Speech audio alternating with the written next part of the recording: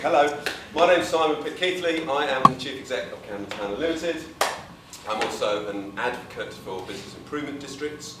I know we're in one now. And I sit on Greater London Authority groups on bids and bits of the local enterprise partnership and stuff like that. I consider myself primarily a lobbyist. I think that's really important to what I'm going to say. And I hate hanging baskets. Okay, so quickly, how many people know what a business improvement district is? Oh, fantastic! God, that's so rare. Most of the time, most of the time I go to dinner parties and I say I do, business stuff in Camden Town. They think I'm a drug dealer. So this is our bid. I don't have to do much about that then. All right. So if you know this bit of London, Camden Town tube station in the middle there, focus.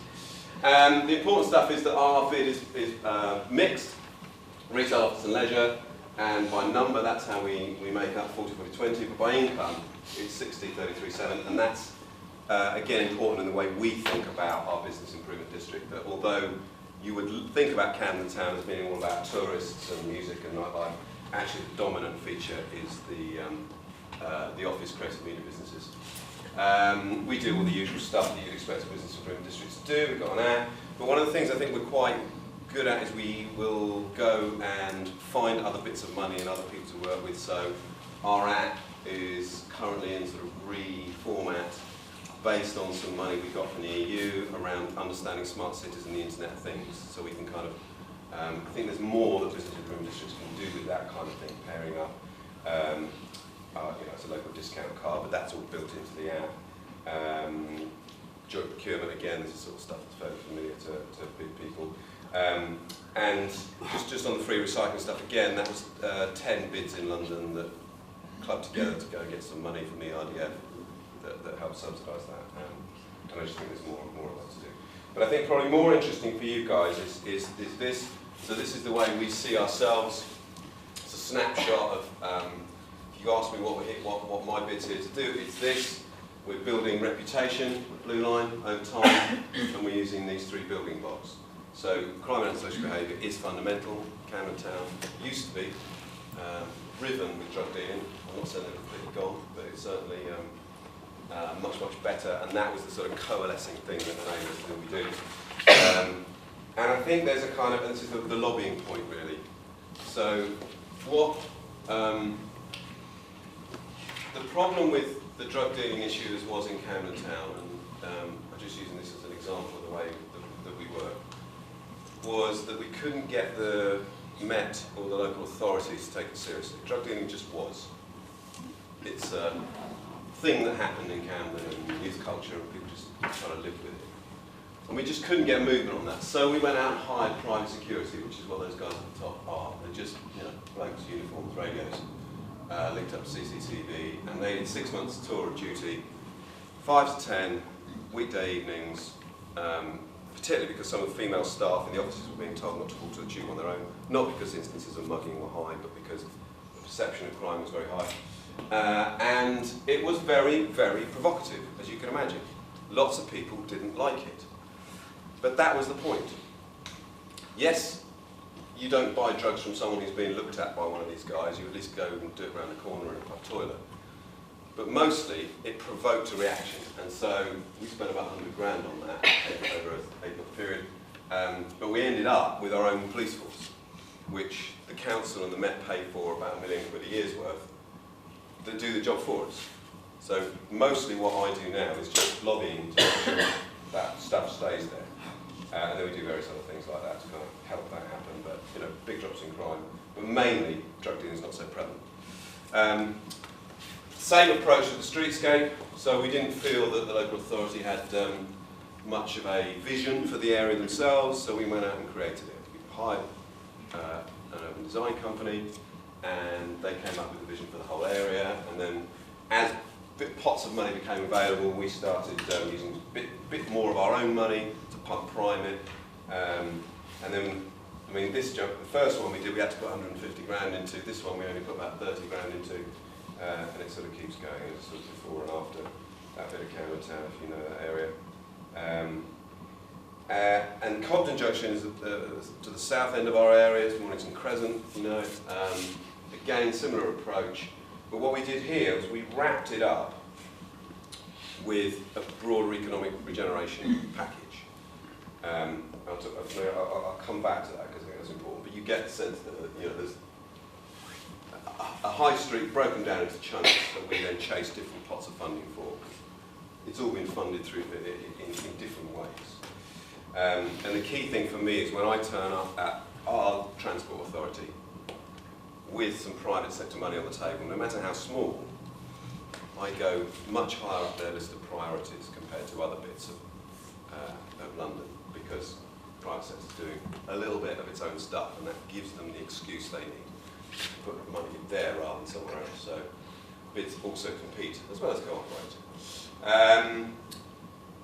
We then started looking, you know, coming back to this notion of the economic regeneration stuff and highlighting the creative industries.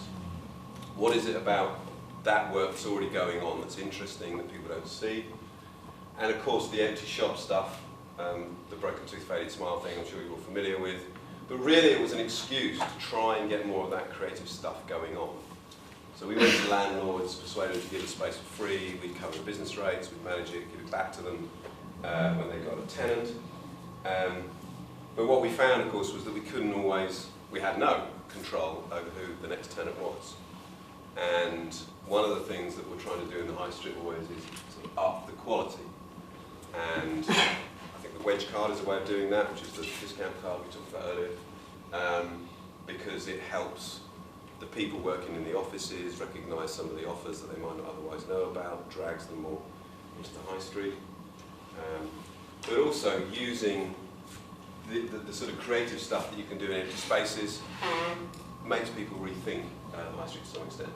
Not straightforward, not always easy. You probably can't see it, but there's an almost naked man at the top there. Interesting story there. We've got the first pop-up shop we did back in 2009.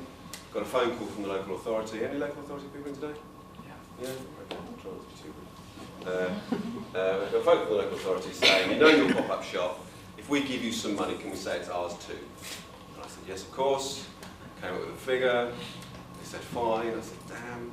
But it was then our joint effort until the second exhibition, which was only a week later, which was entitled Jock Straps and Toast. And they got really excited, in a bad way, about the use of jock straps as a medium for art. And then we had to take their brand off. But you know, we did manage a way, in a sense, of them being able to engage with what we were doing at arm's length in a way that suited them, as well as when it, and then not when it didn't. So we sort of developed this pop-up shop idea. Again, the image doesn't come across very well there, but there are 69 artists in one shop there. And I just use that as an example of how interesting I've found working with artists in this kind of way. Any artists in the room? I'm trying to read about you now. So I kind of developed a bit of an aversion to working with individual artists in this sort of space. Because what they tended to do was want a clean white empty box, and they wanted to turn up at midday and it all be very sort of calm and quiet and just a few pictures on the wall. And in a sense what we're about is life and vitality. Not all artists like that, I'm not suggesting it is, but it was a very interesting experience how often that was what artists wanted to do. And one of the ways we combated that was not offering them space. Of course, it's another advantage not being a local authority. I don't have to be fair. Just do what I think is going to work. But when you make artists combine in this way, you seem to get over that problem and they start to become a lot more. I'm generalising, I know, but it was nonetheless our experience. And this was kind of the collective idea started to evolve out of this. We then found a warehouse, which actually is now a gallery on the ground floor, and we still occupy the top. And we realised that because one of the shops had some vacant space above it, that we could use that space in a different way to the pop-ups. With the pop-ups, all we were doing was giving people space for 2 weeks, basically, for free. We weren't charging. But what we found with the space above the shop is that if we get, it was more useful to give that to someone for, say, 3 months to run their business for a bit. And that brought a different demographic into that environment as well. So we then started thinking about, well, there's all this unused office space. If you think about how a typical office is under-occupied a lot of the time. Everyone tends to have their own desk, and everyone's there. So how can we maximise the use of that kind of space? And that's what we started to do with the warehouse, using our member businesses actually to help do that. So one of my members is a Conran design that came up with a sort of collective notion and logo. There's an architect's firm, Dexter Moran, who used one of our pop-ups for a week. So, you know, what we've also found is these things are ways in which our bigger businesses, bigger members, will interact with the high street mall, will interact with smaller startups. What they would do with in fact, a huge ad agency used it for a week, again, one of our members, and they won loads of awards. I got phone calls from New York saying, how do you do this stuff? And I didn't do anything, I just gave them the shop for a week. But, you know, typical ad people, like with cupcakes and sofas, and then they started offering free advertising advice to local businesses, and they got some PR for that. And then they started helping us develop this concept and promote it. So these are all, we've just opened our 4th one of these, but it all came together under this sort of collective banner. You can see they're not, we try not to make them conventional offices. What startups need, of course, is relatively cool space, decent Wi-Fi, and not a lot else, really. Kettle. But of course, the more you can make it interesting and exciting, the more people want to be there. But this was all part of what we've got going at the moment. There's actually there's now 220 people using these hubs across 10,000 square feet, and 110 businesses. And there's people in here. Brace yourself as a company that program apps for Google Glass. So there's 3 guys sat in the corner, you know, with the Google Glass thing. Everyone knows what Google Glass is. No? Okay. All right. It's the future. It's think of a pair of glasses with a tiny little screen in the corner. It's like your phone. They're amazing, actually. Very intuitive, very easy to use. But you know, in the corner, we've got guys who are using these, and they're sat next to someone with a sewing machine. And that, again, sort of cross-pollination is really quite interesting. And for us, that's also quite a nice distinction from Shoreditch, Tech City. We're not tech, we're creative. No point being tech too. So that gives us a distinguishing thing. But what I kind of didn't explain properly earlier was the collective project then became a much bigger piece of work. So we then took some of our money, we went to the local authority and said, if you match that together, let's go off to the GLA, get Boris to give us an even bigger chunk, and we will put together a program that develops the physical environment, so the Cobden Junction, which I pulled up earlier, and then also this 3-strand economic regeneration project around it, which is the pop-ups, the hubs, and a thing called fellowship. And indeed, that is what we did. Collective is now, so the point about the shops was, as I mentioned earlier, we found that we couldn't have any impact on the longer term use of the spaces.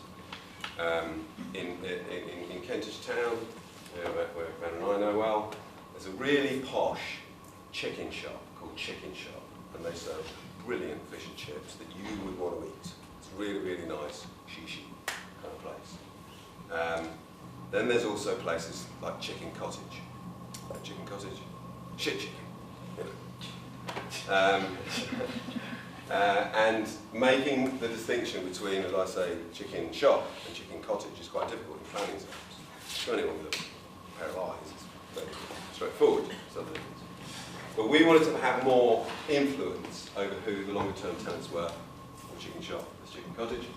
So what we did with the project, using Boris's money, was take on the leases. So we actually became a leaseholder. We ran them as pop-up shops as previously, and then reached a point where we decided we'd done enough, and then would find the tenant to assign the lease to.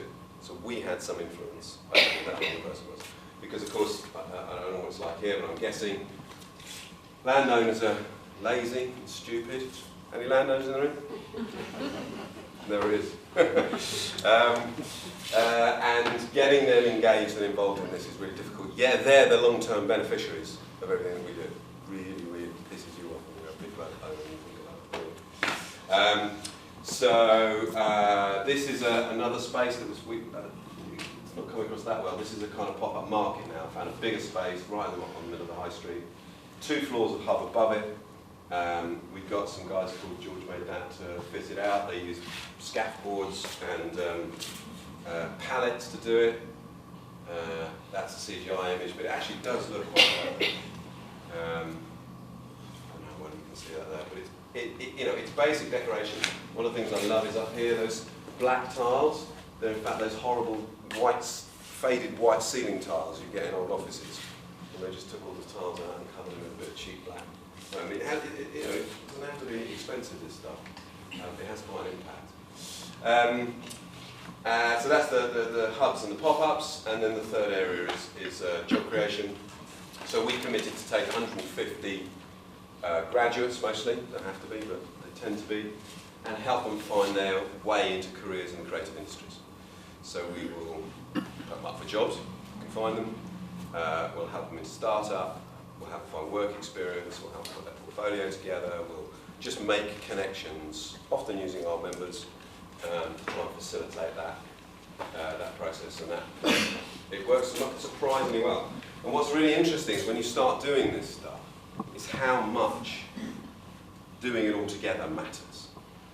I certainly didn't appreciate that at first, that sort of aggregation, bringing it all together. So when you've got the people who are starting their careers next to people who are starting their businesses, who are working with people who are just starting out as retailers, it really makes a difference. And then you can start doing loads of sort of spin-off stuff. Is that a landowner?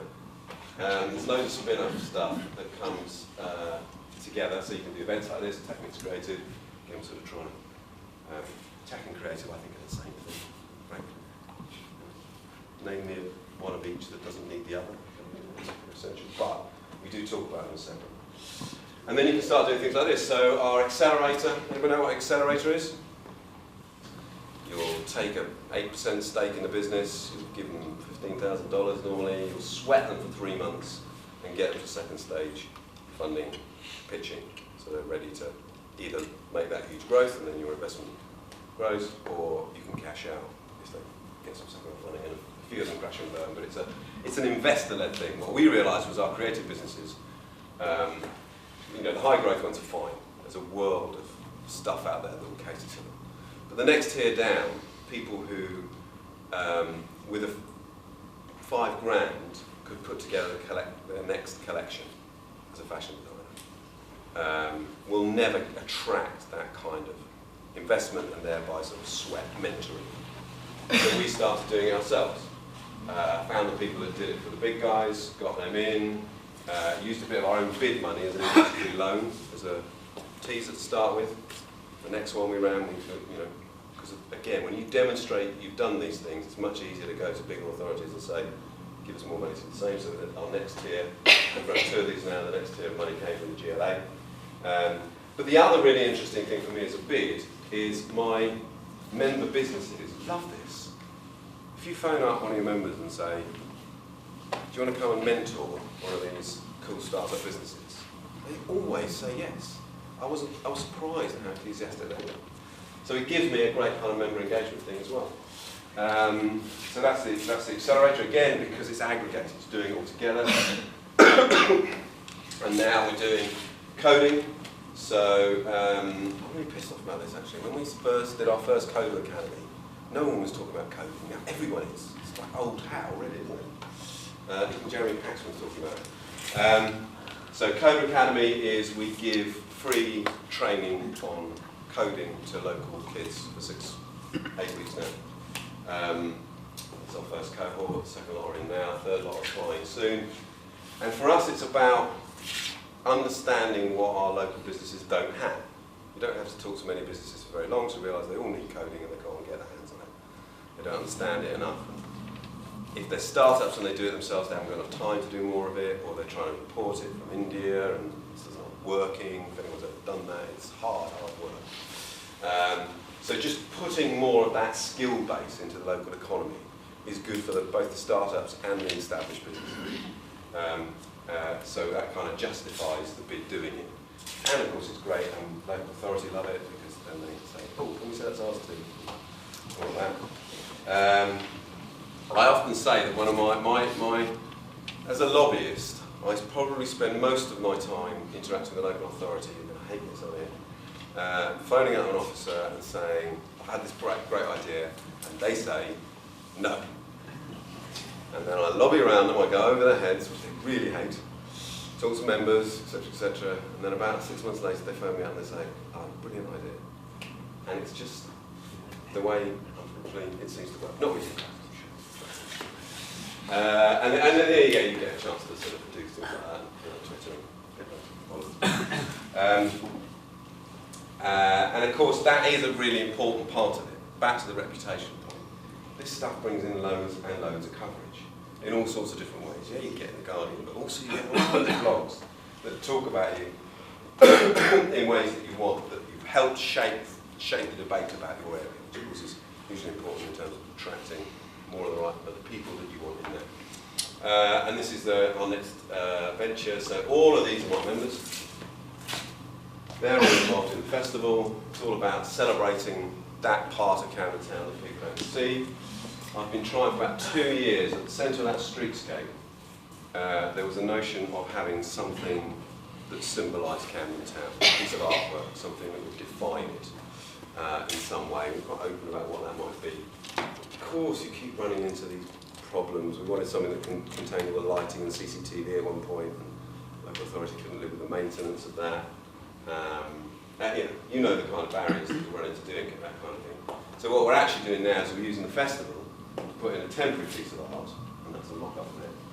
So we can road test the idea and ease people more into the notion of something a bit more long-term off the back of it. And that's probably as much as I need to say right now, and I'll kind of be guided by you in terms of if there's particular bits you want to look at and talk about. But that for me is the most important thing, is that whatever we do, it fits in that context. There's something grounding it all that A, helps me justify spending my members' money, going out and doing this kind of thing. It's one of the fun bits, it's nice, showing off. But also it keeps us focused on that. You don't lose your direction, you don't just think about the one project. It's always got a context. Cheers, thanks.